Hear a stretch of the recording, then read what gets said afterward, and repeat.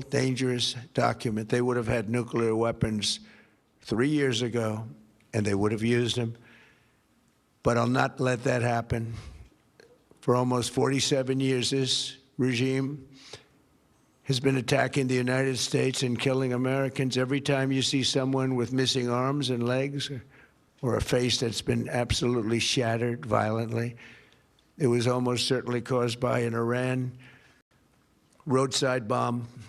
They were put there by General Soleimani, who was the father of the roadside bomb. Very proudly, he thought, but I terminated him in my first term.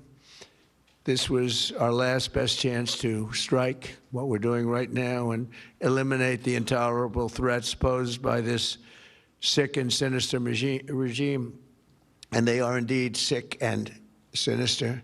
Our objectives are clear. First, we're destroying Iran's missile capabilities, and you see that happening on an hourly basis, and their capacity to produce brand new ones, and pretty good ones they make. Second, we're annihilating their Navy. We've knocked out already 10 ships. They're at the bottom of the sea. Third, we're ensuring that the world's #1 sponsor of terror can never obtain a nuclear weapon, never going to have a nuclear weapon. I said that from the beginning. They're never going to have a nuclear weapon. They were on the road to getting one legitimately through a deal that was signed foolishly by our country. And finally, we're ensuring that the Iranian regime cannot continue to arm, fund, and direct terrorist armies outside of their borders. And we thought we had a deal, but then they backed out. And they came back, and we thought we had a deal, and they backed out. I said, you can't deal with these people. You got to do it the right way. Today, we grieve for the 4 heroic American service members who have been killed in action and send our love and support to their families. In their memory, we continue this mission with ferocious, unyielding resolve to crush the threat this terrorist regime poses to the American people, and a threat indeed it is. We have the strongest and most powerful, by far, military in the world, and we will easily prevail. We're already substantially ahead of our time projections, but whatever the time is, it's okay. Whatever it takes, we will always. And we have, right from the beginning, we projected 4 to 5 weeks. But we have capability to go far longer than that. We'll do it. Whatever somebody said today, they said, oh, well, the president wants to do it really quickly. After that, he'll get bored. I don't get bored. There's nothing boring about this. Do you agree with that, Pete? I don't think there's anything, Mr. General. I think there's nothing boring about it. Somebody actually said from the media, I think he'll get bored after about a week or two. No, we don't get bored. I never get bored. If I got bored, I wouldn't be standing here right now, I guarantee you that, to go through what I had to go through. We also projected 4 weeks to terminate the military leadership, and as you know, that was done in about an hour, so we're ahead of schedule there by a lot. But please join me in thanking every American service member who bravely is standing in harm's way. They really are incredible, and I just want to thank you. We have a lot of them right here. Thank you very much. Thank you.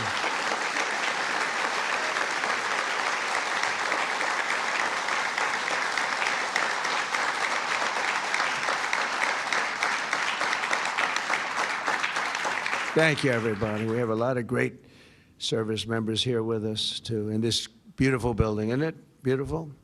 We're adding on to the building a little bit. We're improving the building. See that nice drape? When that comes down, right now you see a very, very deep hole. But in about a year and a half from now, you're going to see a very, very beautiful building. And there's your entrance to it right there. In fact, it looks so nice, I think I'll save money on the doors, because it can't get more beautiful than that. I picked those drapes in my first term. I always like gold, but I think we can save a lot of money. I just saved curtains. But, and it'll be spectacular. It'll be the most beautiful ballroom. I believe it's because I built many a ballroom. I believe it's going to be the most beautiful ballroom anywhere in the world. And when you hear all that hammering out there, you know why the First Lady is not thrilled exactly. She said, will the pile drivers ever stop? You know, they go from 6 in the morning till 11:30 in the evening. Can you imagine? Here? You know what? To me, that's a beautiful sound. She doesn't like it. I love it. You know what? To me, other than here, because we're donating it, not a penny to the taxpayer. It'll be under budget, ahead of schedule. It'll be $400 million or less. Most people say $400 million or more. No, it'll be less. But when I hear that sound, that beautiful sound behind me, it means money, so I like it. But my wife isn't thrilled. She said, this is getting crazy. I said, don't worry about it. We'll be all finished up in a few months. But now for the reason that we're gathered this morning to recognize the unsurpassed courage of 3 really incredible American heroes, 1 living and 2 no longer with us. So together, we recognize the exceptional valor of Master Sergeant Roderick Edmonds. And maybe I could ask your families to stand because they're beautiful families. I got to meet them, and please.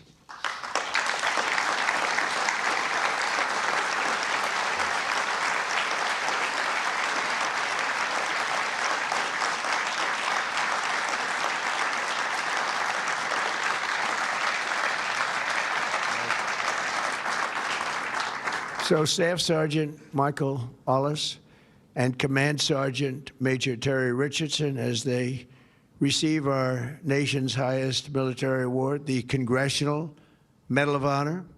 And we're pleased to be joined by Secretary of War Pete Hegseth. He's busy. He's busy, very busy guy. In fact, I said, if you want, Pete, you can avoid it. General Raisin Kane also. And they said, we don't avoid this one. This is one you wouldn't avoid for anything, right? So we appreciate that you're here. Secretary of Veterans Affairs, who's doing an incredible job, Veterans Affairs, Doug Collins. Doug, thank you. You stand up, Doug. You're doing such a good job. 92% approval rating.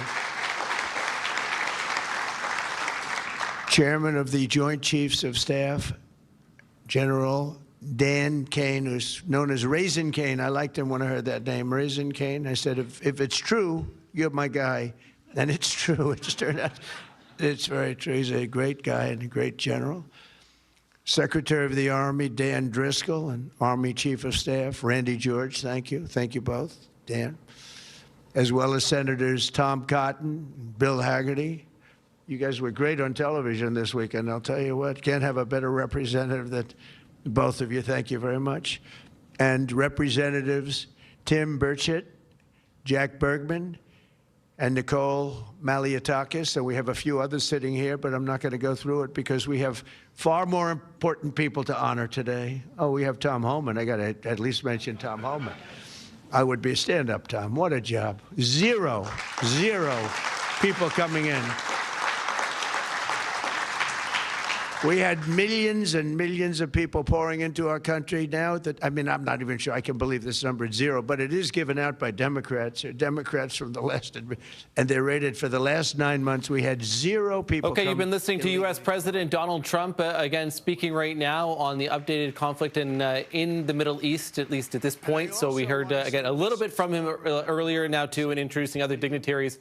If and when he continues to talk about the conflict, we will go back to him. Welcome again to CTV News Channel. I'm Matt Scooby. We're going to continue our coverage with the latest on the Middle East, too, where U.S. Secretary of War Pete Hegseth says that they will keep up attacks on Iran for the foreseeable future. Hundreds are dead. There have been more attacks today after American and Israeli strikes over the weekend sparked retaliation by Iran. Iran was building powerful missiles and drones to create a conventional shield for their nuclear blackmail ambitions. Let me say that again. A conventional shield for their nuclear blackmail ambitions. Our bases, our people, our allies, all in their crosshairs. Iran had a conventional gun to our head as they tried to lie their way to a nuclear bomb. Now, the conflict has widened today with Iran and Iranian-backed militias firing missiles at Israel and Arab states, hitting the U.S. Embassy compound in Kuwait. Now, this video shows a fighter jet in Kuwait falling from the sky. U.S. Central Command says 3 of its F-15 jets flying in support of Operation Epic Fury went down over Kuwait due to an apparent friendly fire incident.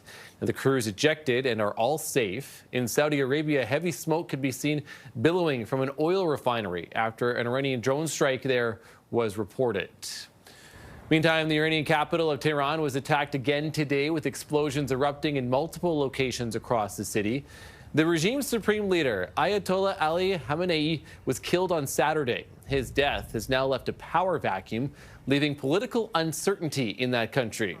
The Iranian Red Crescent says at least 550 people have been killed across Iran since the start of the conflict.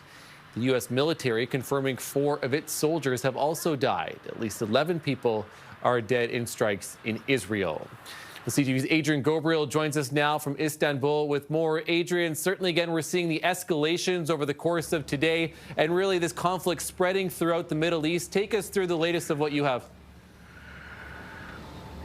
Yeah, that's right, Matt. You just went through some of those there with our viewers. Really, the tentacles of this conflict spreading throughout the region. We're here in Istanbul tonight, where many are watching just across the border to see what's taking place there. Turkey's a country that shares a 530-kilometer border with Iran, so lots of concern here tonight as many watch what's taking place. We mentioned what's taking place in Kuwait today, U.S. Embassy being hit, U.S. aircraft falling from the sky, and what was being now called and confirmed as a friendly fire incident.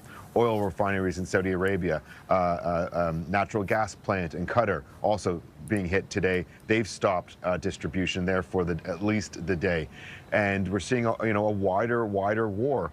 In Cyprus, there is a British air base there. There's concerns that multiple Iranian drones tried to hit that air base today. That now has the attention of Greece.